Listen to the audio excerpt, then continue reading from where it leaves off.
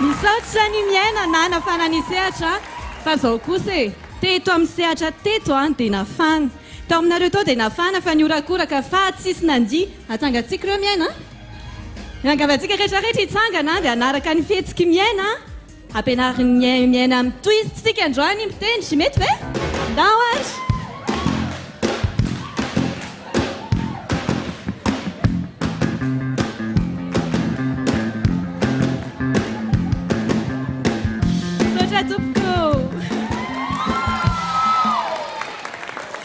Nareo fa tena mahay manafana ny sehatra i Miaina. Mbola mafanafana tsara ihany avy nandia. Nanahoana ny fahitany ihany irany Miaina teo? Tena mahafinaritra be nanaovany anazy teo.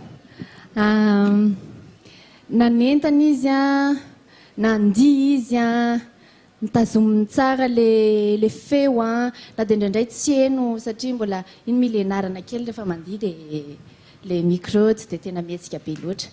Fa hita hoe zany tena se concentré tsara izy dia tonga dia mivoaka be le izy. Tsisy mibolila mihitsy tamin'ilay niakatra iny tena impressionné be nefa izy tena nandia be tao anatin'ilay izy dia bravo, bravo, bravo.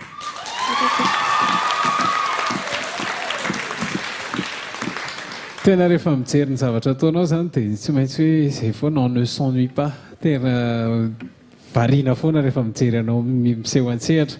Nafinaritra be feno anao sehatra dia izay rehetra tato anatin'ny arena tena tafiditra tanteraka tao zavatra nataonao niorakoraka nitehaka nandeha daholo. Bravo.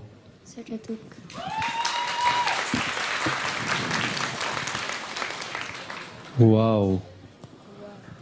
Quel show zany zay ny azoko tena quel show. Tena précision eto izy up and down etsy mihetsika kely makato déplacement makato dia miora tena tsy haiko hoe iza nampianatra ny Miaina zava tsy za aloha mamanay sy bebe anay. Ay bebe koa ao zay tena maty. Ay bebe zany ao bebe satria Sangana kely ny tanan'ny bebe.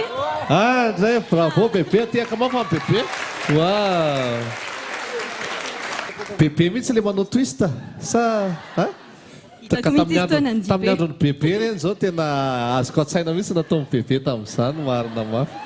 Bravo tena misy précision mahafinaritra be mihitsy le déplacement makato dia zao tena c'est précis ny feonao misy énergie mahafinaritra be ao anatin'le izy matanjatanjaka. Performance reny hoe manomboka hira dia enao sy ny batterie reny dia let's twist again. Tena wow. Bravo Miaina. Tena il n'y a rien à dire, c'est du show, c'est précis, c'est bien. Bravo. C'est tout. Prochaine Miaina.